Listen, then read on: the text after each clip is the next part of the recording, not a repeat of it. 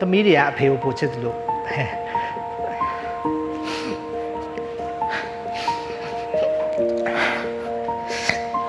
ဒါလေးကလည်းအမေကိုပိုချစ်တယ်ပေါ့နော်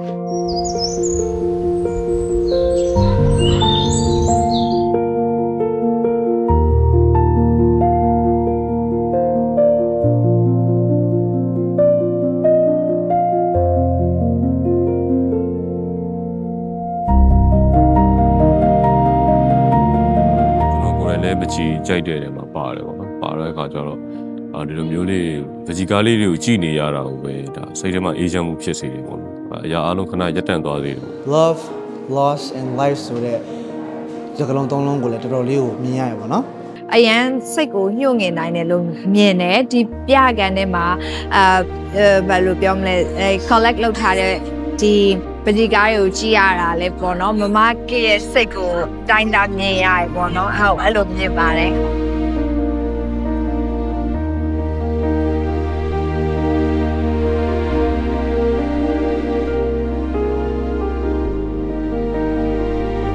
ီထဲမှာဆိုရင်တော့ဟိုလေတယောက်နဲ့တယောက်အကြိုက်မတူလို့ကျွန်တော်လာတဲ့အချိန်မှာဆရာဦးလူမင်းကားတွေနော်ဆရာဦးလူမင်းနဲ့ကကိစုသားတွေကတခြားကားတွေကြိုက်တယ်ပေါ့နော်နော်ဆရာကြီးပြစောကားတွေလည်းကြိုက်ပါတယ်နောက်အခု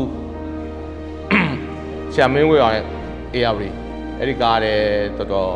ထိတာပေါ့နော်ဒါဟိုနင်းဖြစ်ရင်တော့အဲ့ဒီကားလည်းလူချင်းတဲ့ထဲမှာပါတာပေါ့ရွှေနေတော့မယ်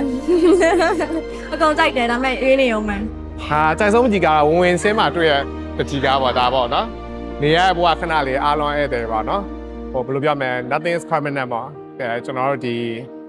လက်ရှိအချိန်လေးကိုတန်ဖိုးထားပြီးတော့အကောင်းဆုံးဖြတ်တန်းဖို့ reminder လေးအနေနဲ့တော့ခန်းစားမိရပါတော့ဟုတ် So this one so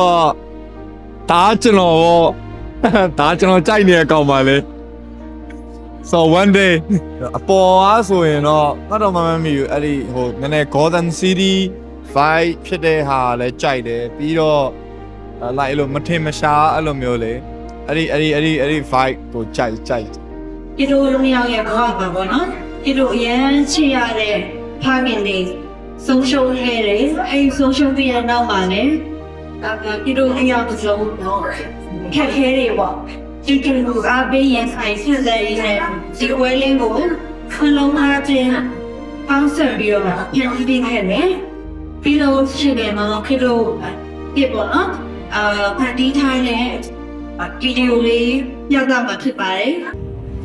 ဝယ်ပြီးပါသေးတယ်တူလာရည်ဝယ်လို့လည်းမသိ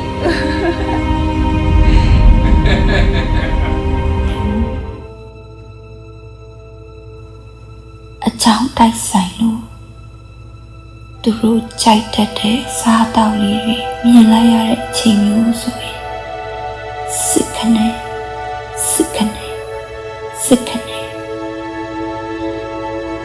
ဝင်လာတာမျိုးပေါ့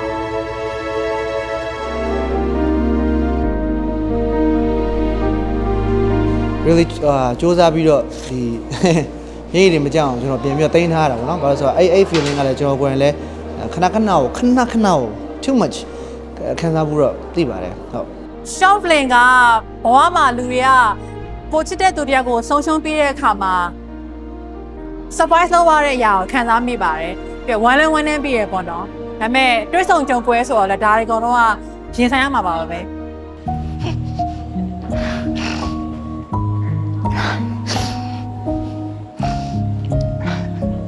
အကစ်ပေါ့နော်သမီးတွေကအဖေကိုပိုချစ်တယ်လို့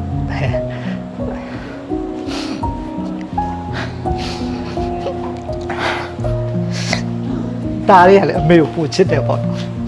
အကိုမေကစုံသွားတာတစ်နှစ်ကျော်ပါပြီဒါပေမဲ့အမေကြောင့်စဉ်းစားလိုက်အခုတိုင်းပဲအကိုကငိုတတ်တယ်ရုပ်ရှင်တကားကြည့်ဘူးလေသူတို့တေဆောင်သွားတယ်ကိုတို့ချစ်တဲ့သူတွေတေဆောင်သွားတဲ့အခါမှာဟလာကိုတို့ကလွမ်းတယ်သတိရတယ်ငိုကြတယ်မျက်ရည်တွေကြားကြတယ်ပူဆွေးကြတယ်နော်ဒါပေမဲ့အဲ့လိုပေါ့နော် loss ဆိုတာကလူတိုင်းမှာကြုံတွေ့ရမှာနော်မျက်ရည်ကြားတယ်ဆိုတာချစ်ချင်းမေတ္တာတရားပဲချစ်ချင်းမေတ္တာတရားစစ်မှန်လို့မျက်ရည်ကြားကြတယ်အကိုအမေကိုသတိရတယ်ဆိုတာအမေပေးခဲ့တဲ့မေတ္တာကိုဘယ်တော့မှပြင်မရနိုင်လို့ဝမ်းနေလို့ငိုတာပေါ့နော်ဘက်ကလည်းဒီလိုပဲနေမှာအ ဖေသူ့ဖေပေးခဲ့တဲ့မေတ္တာကိုသူဘယ်တော့မှပြင်မရနိုင်တဲ့အခါဒီမေတ္တာတရားကိုတွေးမိတိုင်းအကိုတို့မျက်ရည်ကြားတယ်ငိုကြတယ်ဒါပေမဲ့အားလုံးကိုချုပ်ပြောရရင်တော့အဲ့ဒီမေတ္တာတရားကိုတွေးမိတိုင်းအကိုတို့လောကကြီးကိုကျေးဇူးတင်ရမယ်